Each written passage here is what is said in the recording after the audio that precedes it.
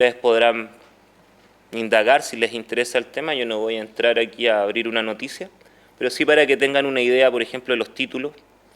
Carta de la Machi Francisca Linconado, presidenta Bachelet. ¿Se dan cuenta que instala ahí un discurso de la simetría? La Machi le escribe a la presidenta de Chile. ¿Se dan cuenta? Hay todo un cambio de las formas de relación. A pensar eso. Bien. Entonces esos son los medios digitales que estamos trabajando y estamos haciendo entrevistas a los comunicadores de cada uno de estos medios. ¿Cuál es el marco epistemológico, teórico y conceptual de esta investigación? Seguimos con la idea de articular el giro decolonial latinoamericano. Aún no hay trabajos amplios que articulen el giro decolonial con la comunicación. Sin embargo, hay autores españoles como Barranquero, que viene trabajando estas líneas, está haciendo una revisión también de la comunicación desde el buen vivir. En Latinoamérica está Eric Torrico desarrollando esta línea. En CIESPAL se instaló como una línea de trabajo fuerte dentro de la política científica, pero aún es marginal dentro de los estudios de comunicación. No se visualiza fuertemente. Y los que están posicionados desde el giro decolonial como decoloniales no dialogan tampoco mucho con las teorías de la comunicación y tienden a reproducir, aunque suene paradójico, esquemas teórico-conceptuales de los cuales ellos mismos critican y a tener lecturas reduccionistas sobre el tema. Ahí, por ejemplo, el aporte que hace el pensamiento latinoamericano de comunicación debiese estar considerado desde el giro decolonial y no volver a traer a colación las problemáticas planteadas por Althusser, Adorno. Se quedaron en ese esquema analítico para entender los medios. Creo que la comunicología latinoamericana ofrece mucho más. El giro decolonial, entonces, lo que yo expliqué a grosso modo cuando retomamos lo de la clase de ayer. Y el otro enfoque que se trabaja es el enfoque sociocrítico de las tecnologías. Y acá, obviamente, también hay una declaración de principios. Nosotros entendemos que no podemos trabajar desde el tecnodeterminismo, que ha sido una narrativa que se ha instalado fuertemente en los estudios de comunicación actuales. Las tecnologías como instrumentos redentores de una sociedad que deposita toda su confianza de desarrollo en los aparatos tecnológicos y no está comprendiendo que esas tecnologías justamente operan en función de códigos culturales, sociales, específicos. Entonces, esto que yo les decía, pasar de los medios a las mediaciones es súper importante dentro de un enfoque sociocrítico, ¿sí? Armand Matelar, cuando visualiza los componentes de la sociedad de la información, ¿cierto?, señala que lo que ha prevalecido en el estudio de las tecnologías e incluso en los discursos políticos y económicos respecto a las tecnologías es la reproducción permanente de una racionalidad tecnoinstrumental que justamente posiciona las tecnologías como fenómenos casi autónomos, ¿cierto? Acá en España ustedes tienen un profesor que ha venido trabajando las teorías sociocríticas de las tecnologías, que es Víctor Mari. Tiene un libro muy interesante que se llama Comunicar para transformar y transformar para comunicar, y ahí hace un análisis interesante de estas perspectivas tecnodeterministas y nos plantea justamente la necesidad de posicionar enfoques vinculados más bien a las apropiaciones sociales de las tecnologías. Por tanto, al reconocimiento de las prácticas de los sujetos y que esto empieza a tomar cuerpo, ¿cierto?, dentro del estudio de los movimientos sociales, por ejemplo, dentro de lo que podríamos denominar los estudios de tecnopolítica. Se ha venido generando una línea de trabajo interesante sobre esos procesos y que nosotros los tomamos para poder entender entonces los procesos de apropiación tecnológica que se llevan a cabo por parte de comunicadores mapuche. Y ahí lo que buscamos a nivel metodológico es poder comprender cómo se están atribuyendo valores específicos a estas tecnologías. También introducimos lo que es la teoría del discurso. Trabajamos principalmente con Eliseo Verón, con la perspectiva de Angenot. Retomamos algunas cosas de Van Dijk, ¿cierto?, para poder entender el discurso básicamente como un proceso social, anclado a gramáticas de producción y a gramáticas de reconocimiento. y metimos algunas cositas de semiótica igual para entender los procesos de semiosis social, etcétera, etcétera, etcétera. Y un elemento clave, a mi modo de ver, es introducir los estudios sociohistóricos en torno al pueblo mapuche, pero también desde el pueblo mapuche. Y ahí la literatura es muy interesante. Hay una literatura de carácter colonial, increíble, pero también hay una literatura crítica que tanto generada por chilenos como por mapuche, en donde te permite evidenciar la configuración histórica de esta relación de conflicto. Autores hay varios. Hay dos libros muy interesantes. Hay uno que tiene por título Escucha Winca. Winca es una denominación peyorativa para el extranjero, ¿cierto? Está relacionado como con el perro, el bastardo. El Winca del chileno. Y es un libro de declaraciones políticas y epistémicas por parte de pensadores mapuche. Hay otro que tiene que ver con la historia del colonialismo, pero relatada por pensadores mapuches también. Y hay temas ahí muy interesantes que te permiten entender que justamente hay una episteme que está operando a partir de la incorporación de una nueva agenda académica, pero también de una nueva agenda política, de una nueva agenda comunicacional, y que va ampliando los horizontes de sentido que se nos han inculcado respecto a cómo hemos pensado al mapuche como esta alteridad radicalizada. ¿Qué hemos adelantado en esta investigación en este año y medio? Solamente lo referente al análisis de las unidades informativas. Todavía no empezamos con el análisis de las entrevistas, se nos ha hecho un poquito complejo sistematizar toda esa información, pero ya estamos en eso. Ahora se suma un tesista además que va a trabajar esa área. Hay otro tesista trabajando esta metodología respecto al Huerquén y el análisis del territorio como un tópico central de las recuperaciones territoriales. Y a nivel de factualidades, lo que podemos reconocer son hechos que están justamente distribuidos en estos dos grandes ejes que los tuvimos que operacionalizar como estructuras semánticas que están operando en el discurso, tanto en el ámbito de la colonialidad como la decolonialidad. Y cuando se hace alusión al funcionamiento del Estado-Nación, siempre está relacionado con los procesos de judicialización, de cómo se judicializa al otro, ¿cierto? Cómo se criminaliza, cómo las luchas son convertidas en delito, cómo el actuar está siendo comprendido como terrorismo, estar vinculado a hechos de violencia, a militarización, a racismo, represión, etcétera, etcétera, etcétera. Pero cuando los discursos buscan posicionar estas otras narrativas, nos damos cuenta de los polos. Hablamos de reivindicación, de soberanía, de resistencia, dignidad, recuperación, autonomía, liberación, antagonismo, interculturalidad. Y esto obviamente hay que entenderlo dentro de un marco sociohistórico, por eso la importancia de situar la bibliografía de esa área. A nivel discursivo, lo mismo, hicimos una separación por ejes, los ejes decoloniales y los ejes coloniales, y ahí se dan cuenta, por ejemplo, en el espacio-tiempo, eso me parece absolutamente interesante. El espacio-tiempo vivido desde los comunicadores mapuche y lo que está ahí en esos relatos es el Gualmapu, y es un espacio construido en la historicidad, ¿cierto? Por tanto, retoma una memoria, retoma el pasado, retoma las huellas de la colonialidad, etc. Y cuando se hace alusión a la construcción de los hechos por parte del Estado, es la nación chilena y es la contingencia. El evento como algo inmediato. Hubo un delito en la comunidad XX, ¿cierto? Pero no se hace el análisis del proceso histórico que se ha vivido respecto al conflicto. También eso se evidencia en los valores temáticos que se están trabajando ahí, se evidencia en los actores, ¿cierto? Mientras acá hay comuneros, hay loncos, acá tenemos fuerzas policiales, empresas transnacionales, sistemas jurídicos, etc. A nivel narrativo vemos los procesos de manipulación, de sanción, y que lo que llama fuertemente la atención es que en estos discursos se pone en evidencia que el proyecto de decolonización está en curso y que no es un proyecto que haya sido acabado. Por tanto, está en un proceso de interrogante, ¿hacia dónde va? Cómo estos haceres se proyectan hacia un devenir. En el nivel lógico-semántico, mantengo mi relación, aunque a pesar que el profesor Lorenzo Vilches me dijo que estaba mala, yo la mantengo.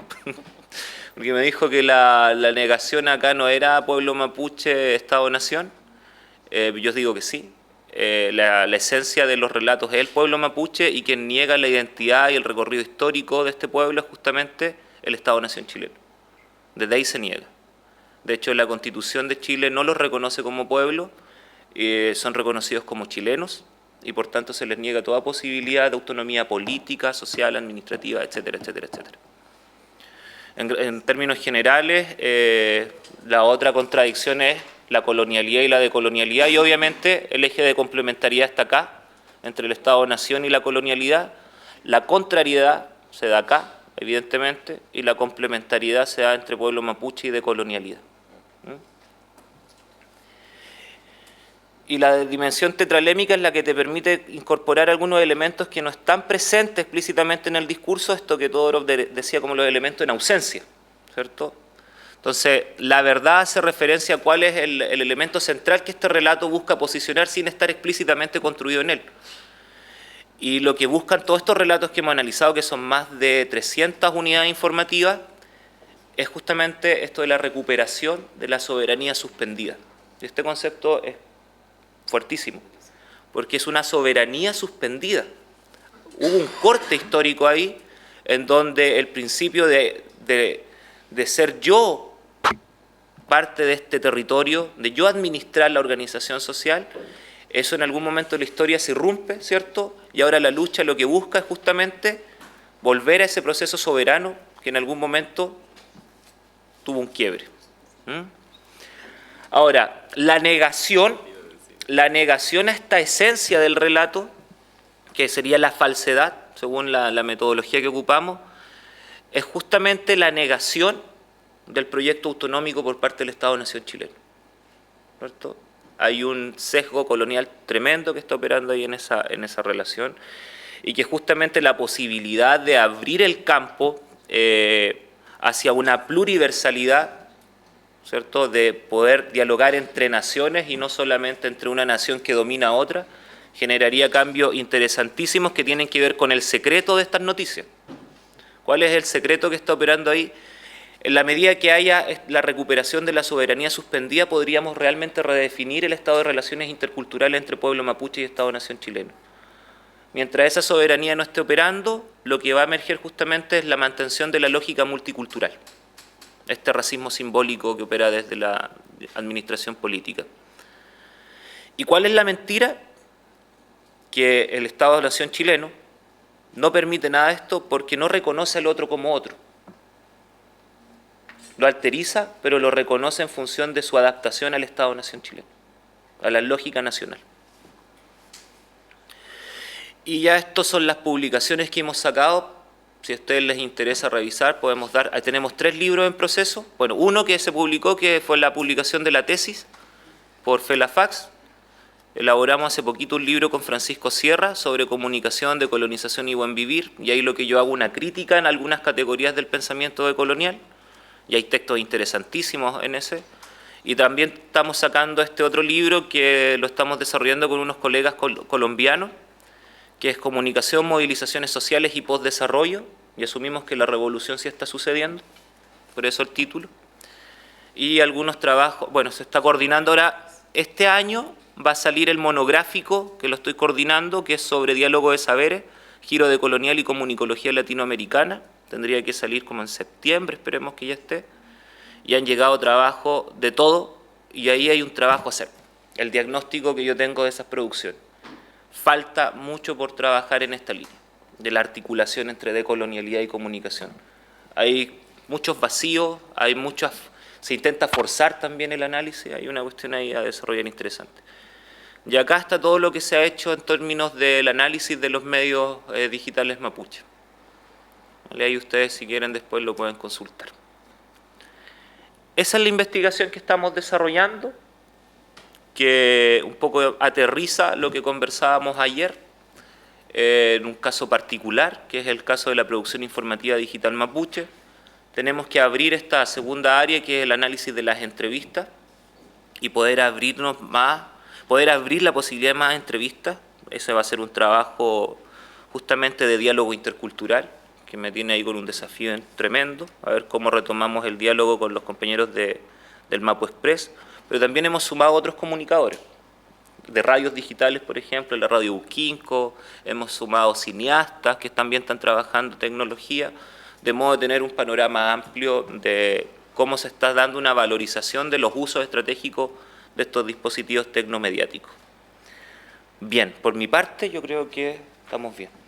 Muy bien, abrimos un debate, preguntas si queréis hacer, a veces escuchando sobre todo esta última parte al doctor Maldonado, como que a uno es esto del Estado-Nación y de las identidades o no dejar la soberanía y todo esto, como que pareciera que suena un poco familiar, aunque muy diferente, ¿no? Sí. Pero bueno, por las circunstancias.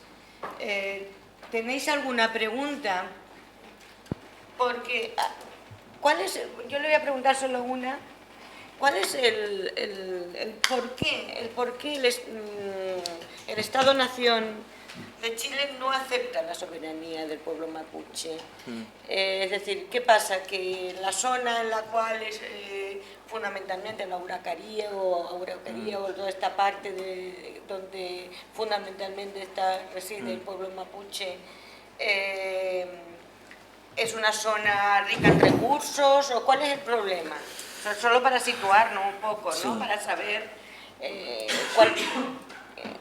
qué el Estado chileno, el Estado-Nación chileno no acepta o no quiere conceder la soberanía, ni siquiera en la Constitución. Eso responde justamente a lo que yo explicaba, a la configuración de un imaginario nación fundado en políticas coloniales y antiindigenistas. Cuando el Estado-Nación se constituye en el siglo XIX y en su proceso de desarrollo, lo que emergió fue una política de captación de colonos inmigrantes, porque aquí pasan varias cosas. El proyecto modernizador del Estado estaba justamente sujeto a una lógica de producción, de administración territorial, de explotación de recursos naturales, como usted bien señala. Y desde el mundo occidental chileno se ha leído históricamente al mapuche como un sujeto que no trabaja la tierra, ¿cierto? Que no hace uso del territorio, que etcétera, etcétera. Que no es eficiente. Claro, porque no está en el paradigma de lo efectivo, ¿cierto? Y de la explotación y la producción, ¿cierto? Está más bien desde otro tipo de cosmovisión. Hay otra cosmovisión ahí que está operando que ayer decíamos que es el Kume Mogen, que está muy relacionado, el Kume Mogen, que está muy relacionado con el Summa Causai, con la idea del buen vivir. No vivo el territorio para explotarlo, vivo en el territorio porque soy parte de él, ¿cierto? Hay una lógica de relaciones armónicas con el entorno, entre sujetos, con la naturaleza. Las personas hablan con los árboles, con los pájaros, ¿cierto? Con las aves. Hay una dimensión que tiene que ver con cosmovisiones, que están operando ahí fuertemente. El Estado-Nación chileno, en 1881, espero no olvidarme la fecha, yo para eso soy muy malo, establece una política que es una necropolítica en definitiva, que fue lo que se denomina en el discurso colonial como la pacificación de la Araucanía. La necesidad de poder avanzar territorialmente para convertir al otro y sumarlo al proyecto civilizatorio del Estado-Nación chileno, que es el proyecto de la modernidad, ¿cierto? Chile está dialogando fuertemente en el siglo XIX con los relatos de civilización y barbarie, ¿sí? ¿Y qué sucede ahí? Una matanza enorme y la implementación de una política en donde se pide a pueblos alemanes, italianos, ¿cierto?, españoles, etcétera, que vayan a la Araucanía a producir y a explotar el territorio. Entonces, el gran territorio mapuche, el Gualmapu, ¿cierto?, fue reducido completamente y ellos fueron despojados de sus tierras. Hay una política del despojo, de la desposesión, y que no es solamente territorial, sino que también es cultural. ¿Y para qué? Para varias cosas. Uno, control territorial administrativo. Eso ha generado una fragmentación en Chile, ¿cierto? Chile estaba cortado, aquí estaba el territorio mapuche y luego seguía Chile nuevamente, porque ahí estaba el foco de resistencia. Entonces el Estado-Nación chileno lo que tenía que hacer era dominar ese territorio para tener la unificación del Estado-Nación en su conjunto. Y por tanto, Eso genera obviamente una práctica de resistencia total por parte de las comunidades. Y lo que se da ahí es una confrontación cosmogónica, identitaria, política, territorial, cultural, etcétera, etcétera, etcétera.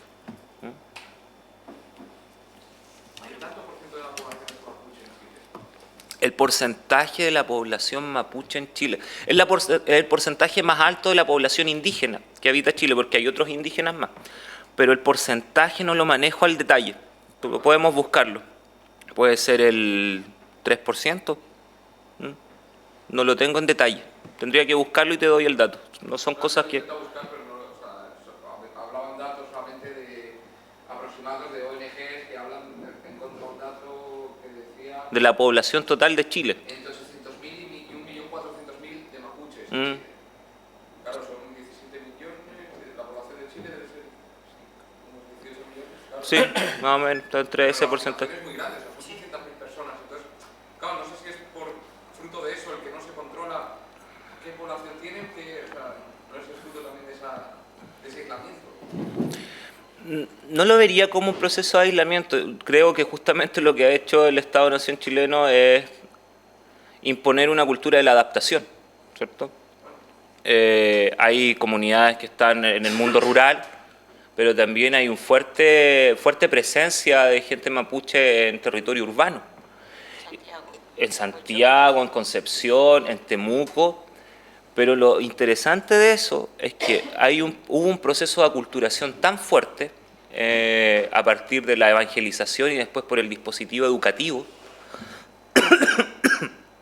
que hubo un proceso incluso de negación de la propia cultura. Y lo que empieza a emerger en la década de los 90, que es un proceso de etnogénesis que se denomina, es justamente el reafirmamiento de la identidad. Y eso tiene varias razones de explicación, y una de esas es la saturación de la globalización, ¿cierto? Cuando se narra que la globalización buscó generar procesos de dislocación de las identidades, pareció justamente que emergió fuertemente en los procesos de reafirmación identitaria. Y ahí empieza a emerger toda una nueva identidad mapuche, las identidades de resistencia, las identidades de lucha, jóvenes que están muy comprometidos con los procesos reivindicativos, a diferencia, por ejemplo, de sus abuelos, ¿cierto? Que ellos viven más bien la memoria de ese pasado, pero no están ahí en el proceso de lucha. Esos fueron sujetos totalmente subyugados.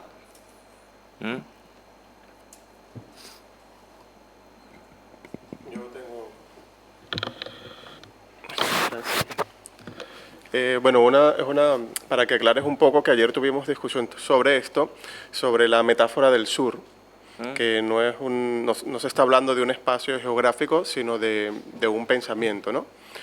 Ya que podemos considerar los que venimos del sur geográficamente, pero que también hemos sido colonizados, podríamos ver a Europa o a las potencias como el norte, ¿no?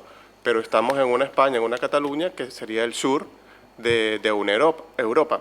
Y traigo esto en relación porque he escuchado en reuniones soberanistas e independentistas que lo que quieren es no seguir siendo Cataluña no quiere seguir siendo colonia de España, pero esa relación con la que se utiliza este término, pues evidentemente no es la que estamos hablando hoy, porque estamos hablando de algo contrahegemónico. Y también para explicar que el hecho, por ejemplo, de esta anécdota de que no se sepa por estudiantes de comunicación en España lo que es Telesur, es porque realmente está muy dentro de todos nosotros, de la academia, dentro de los medios de comunicación, pues no legitimar en absoluto este tipo de medios que salen allí para trabajar con la contrahegemonía de los medios de comunicación. Y eso es algo bastante grave para tener en cuenta. Claro, nuestro norte es el sur, es el lema de Telesur, ¿cierto? Claro, ahí nos damos cuenta que la geopolítica del conocimiento ha operado de manera estratégica y muy eficazmente, ¿cierto? Porque pareciese ser que el sur es lejano, pero acá también hay un sur, y hay gente que habita un sur, como esta metáfora del dolor y de la exclusión, ¿cierto? No es el sur de Sudamérica ni el sur de África, no. Sures hay en todos lados y habitamos. Por eso que creo que el concepto de Evandro es muy bonito. Habitamos territorios mentales y esos territorios mentales han estado colonizados. La idea de pasar hacia el sur o de transitar hacia el sur en un proceso de desterritorialización mental es justamente pasar a la posibilidad de pensar el mundo desde perspectivas otras, comunicar desde comunicaciones otras, ¿cierto? Desde sentires otros, desde sensibilidades que hoy día el canon impuesto por el norte global está básicamente, como dice Lipovetsky, ¿cierto? La hipermodernidad lo que ha potenciado fuertemente y intensificado son tres grandes dimensiones. El mercado, que ha sido parte del proyecto modernizador desde su origen, la expansión del capitalismo por el Atlántico hasta Abya Yala, actualmente América Latina, ¿cierto? Fue el proceso de consolidación del capitalismo global. Y hoy día eso está intensificado. La técnica, la razón técnica, ¿cierto?